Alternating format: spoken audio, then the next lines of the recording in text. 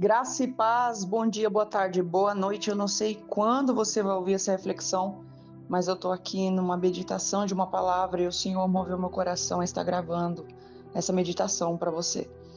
Mateus, capítulo de número 11, versículo de número 15 diz assim: Quem tem ouvidos para ouvir, ouça. Mas a quem será semelhante a esta geração? É semelhante aos meninos que se assentam nas praças, clamando aos seus companheiros, dizendo: Toca-nos flauta, e não dançaste.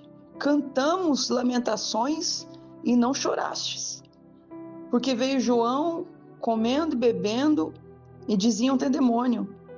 E veio o Filho do Homem comendo, bebendo, e diz: Eis aí um comilão, eis aí um beberrão, amigo de publicanos e pecadores. Mas a sabedoria é justificada por seus filhos. Ei, eu queria dizer para você que você não está atrasado no tempo. Você não está estagnado no tempo.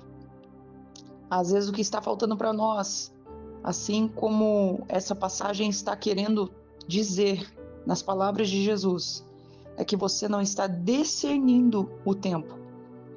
Você não está discernindo esse tempo. É por isso que ele diz aqui: o que é semelhante a essa geração são como meninos sentados nas praças. Toca instrumento e vocês não dançam, não cantam, não celebram. E choram e vocês não choram. São dois tempos diferentes, tempo de alegria e tempo de tristeza, aonde essa analogia que Cristo faz é dizendo a essa geração: quando veio o Filho do Homem, vocês não percebem, vocês olham para isso e dizem não ser, vocês olham para isso e distorcem isso, porque falta discernimento. E eu queria falar para você que às vezes você está seguindo a Cristo. Se você é uma pessoa que ora, que jejua, que busca a face do Senhor todos os dias, talvez algumas coisas não estão acontecendo, talvez algumas coisas não estão andando, né, desenvolvendo, crescendo, fluindo, frutificando, né, dando certo. E você talvez está se questionando, está questionando a si mesmo, falando: Senhor, mas por que se eu estou fazendo tudo certo, não está dando certo? Por que se eu busco a sua face, as coisas não estão andando? E falta discernimento em nós, muitas vezes, de entender o tempo. Há tempo para todas as coisas, assim como diz em Eclesiastes. E aqui o próprio Cristo vem descrever esse tempo também, falando acerca dos escribas.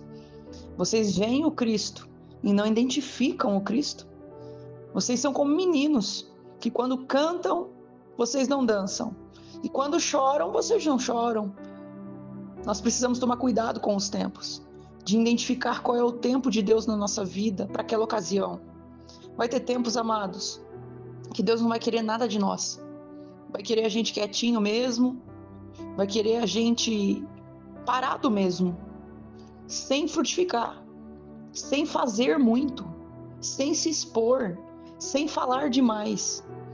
E vai ter momentos que o Senhor vai falar: produza, faça, vai, né? É o momento de produzir, de fazer, de ir.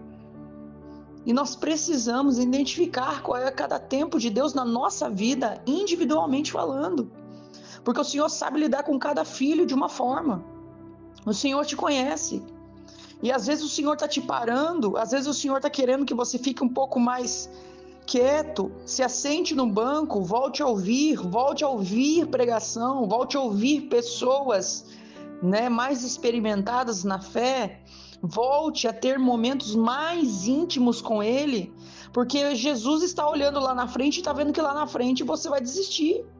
Se você não puxar o freio de mão agora, se você não entender esse tempo agora, o Senhor Jesus olha lá na frente e está vendo que lá na frente você não vai dar conta, você vai espanar, você vai querer desistir, você vai largar a mão. Quando na verdade lá na frente é que Deus gostaria que você estivesse frutificando, fazendo, fluindo, crescendo. Então, em nome de Jesus, para de achar que as pessoas estão passando na sua frente. Nós não estamos numa competição, igreja. Aqui ninguém está competindo com ninguém. Não é quem chega primeiro que ganha, é quem consegue chegar. Ou seja, Numa competição ganha quem faz mais, quem chega primeiro, quem é o melhor. Mas quando é uma maratona, por isso que Paulo dizia, eu percorri a carreira. Ei, quando é uma maratona, não ganha quem chega primeiro, ganha todos aqueles que conseguem chegar. Já assistiu uma maratona na TV? Chega 300, 400 pessoas e eles celebram cada uma conforme a sua chegada. Sabe por quê? Porque não ganha quem chega primeiro, ganha quem consegue percorrer o percurso todo, não desistindo no caminho. Isso é reino de Deus. Ninguém está crescendo mais do que você, ninguém está fluindo mais do que você, não.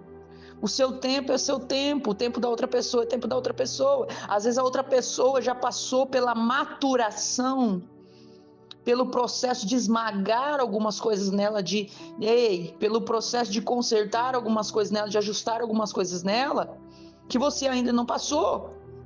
É por isso que aparentemente ela está fluindo, ela está indo, ela está fazendo, ela está crescendo. Mas isso não significa que você não esteja crescendo. Ei, às vezes o crescimento que você busca não é o crescimento visível.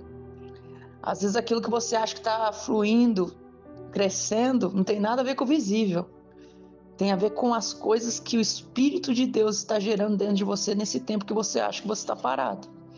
Nesse tempo que você acha que a porta está fechada. Nesse tempo que você acha que ninguém te chama para nada. Nesse tempo que você acha que você foi largado sozinho, esquecido por amigos, esquecido por famílias, esquecido por pessoas. É um tempo de maturação. E é necessário esse tempo nas nossas vidas, para que nós venhamos ser ajustados por Deus, para que nós venhamos continuar percorrendo a carreira que nos foi proposta. Então, por favor, tire do seu coração o senso de que está numa competição, de que todo mundo está vivendo alguma coisa e você não. Tenha discernimento de entender o que Deus quer com você nesse tempo. Porque se você entender e mergulhar e aceitar e corresponder da maneira certa, você vai fluir de dentro para fora. E depois desse processo, desse tempo de preparo, de ajustes, desse tempo de maturação, você pode ter certeza que daí as evidências visíveis vão começar a acontecer. Deus não perde nada e Deus não fica alheio às suas dores ou questões. Porém, Ele usa tudo isso. Todas as coisas contribuem, todas, não são algumas, para o bem daqueles que amam a Deus e que são chamados segundo o seu propósito. Aleluia. Que Deus abençoe grandemente a sua vida. Fica com essa palavra.